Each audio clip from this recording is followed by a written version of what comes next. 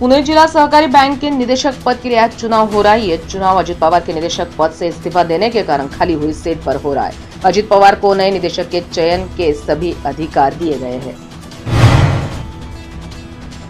राज्य कैबिनेट की बैठक आज दोपहर 1 बजे होगी। इस बैठक में शिंदे गुट से छगन भुजबल के मंत्री भिड़ने की संभावना है।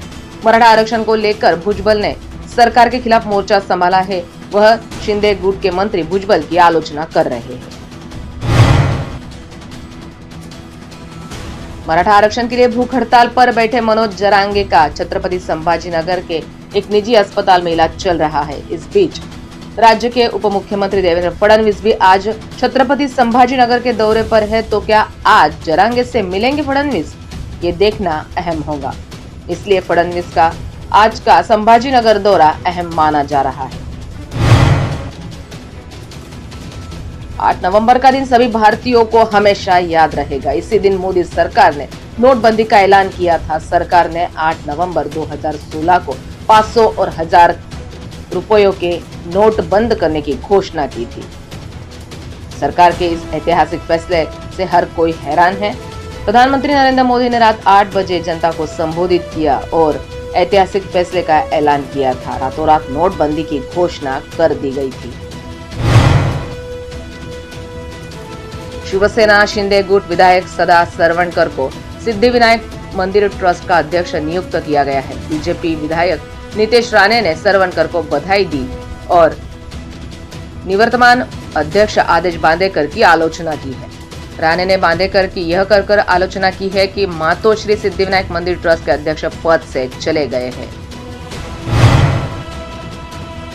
पंजाब सरकार ने पंजाब के राज्यपाल बनवारी लाल पुरोहित के खिलाफ सुप्रीम कोर्ट में याचिका दायर की है। याचिका में दावा किया है कि राज्यपाल ने कुछ महत्वपूर्ण विधायकों को अनावश्यक रूप से रोक दिया है और उन्हें लंबित रखा है। इस संबंध में सुनवाई के दौरान सुप्रीम कोर्ट ने राज्यपालों को आत्ममंथन करने की सलाह देते हुए कहा है कि देश के अन्य राज्यों में भी ऐसे हालात पैदा हुए हैं। सुप्रीम कोर्ट ने मंगलवार को कहा कि व्यक्तियों, विशेषकर पत्रकारों या मीडिया कर्मियों के डिजिटल उपकरणों की तलाशी या जब्ती एक गंभीर मुद्दा है और इसके लिए दिशा निर्देशों की आवश्यकता है। संजय किशन कौल और न्यायमूर्ति सुधांशु धुलिया की अध्यक्षता वाली पीठ ने केंद्र सरकार को ऐसी बरामदगी के संबंध में दिशा निर्देश सुझाने के लिए 1 महीने का समय दिया है। मराठा आरक्षण पर सत्तारूढ़ गठबंधन के मंत्री बहस कर रहे हैं तो अब ओबीसी समुदाय के नेताओं ने भी आक्रामक रुख अपना लिया है। मराठा समुदाय को कुंभी प्रमाण पत्र जारी करने के विरोध में ओबीसी नेताओं ने मंगलवार को दिवाली के बाद सड़कों पर उतरने की चेतावनी दी। क्योंकि दिवाली बस कुछ ही दिनों की दूरी पर है, इसलिए नासिक वासियों द्वारा दिवाली की खरीदारी जोरों पर है। दिवाली के दौरान स्नैक्स की काफी डिमांड रहती है।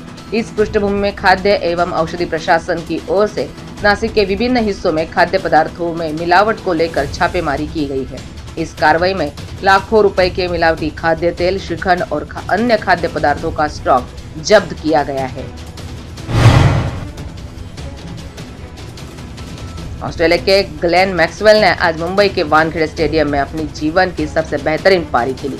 उन्होंने विपरीत परिस्थितियों में केवल एक पैर पर अपने पूरे शरीर को संतुलित करते हुए 128 गेंदों पर नाबाद 201 रन बनाए। मैक्सवेल की पारी में 21 चौके और 10 छक्के लगे। उनकी पारी ने ऑस्ट्रेलिया को वर्ल्ड कप में रोमांचक जीत दिलाई।